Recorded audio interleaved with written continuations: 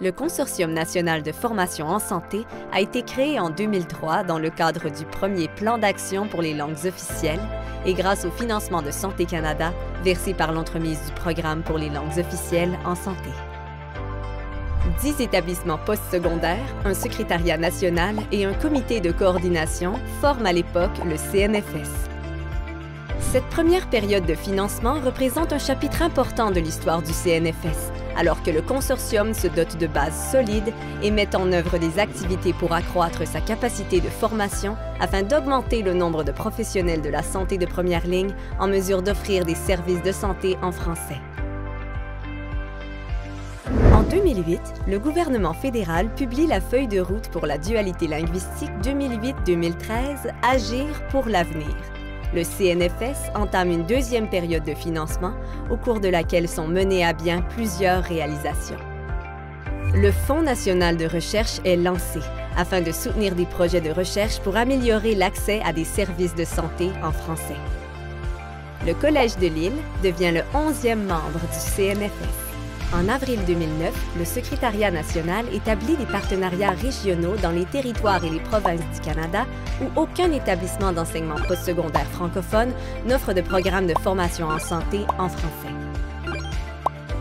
En mai 2011, la Bourse nationale d'excellence du CNFS est offerte pour la première fois. En 2013, le gouvernement présente sa nouvelle feuille de route pour les langues officielles du Canada 2013-2018, Éducation, immigration, communauté. Et le financement du CNFS est renouvelé pour une troisième période.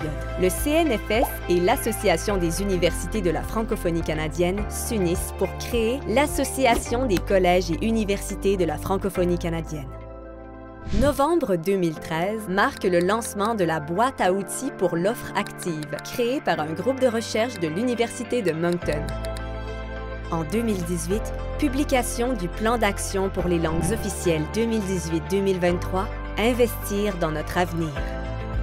Au début de cette nouvelle période de financement, 5 nouveaux membres se joignent au CNFS, dont 2 étaient auparavant des partenaires régionaux. En 2019, un important colloque CNFS sur l'offre active des services de santé en français se tient à la Cité universitaire francophone de Regina. En 2021, la boîte à outils en offre active est actualisée et devient le carrefour de l'offre active.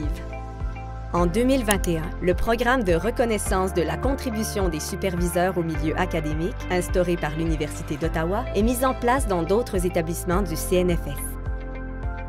En 2023, le nouveau plan d'action pour les langues officielles 2023-2028, protection, promotion, collaboration est lancé.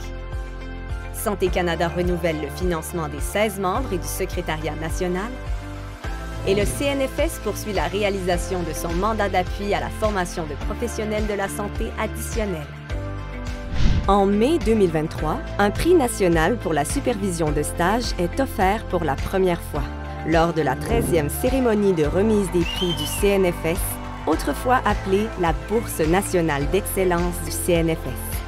Tout au long de cette période de financement, le soutien à la tenue de stages en régions éloignées demeure une priorité du CNFS et un accent particulier est mis sur des activités d'intégration des diplômés dans les communautés francophones en situation minoritaire.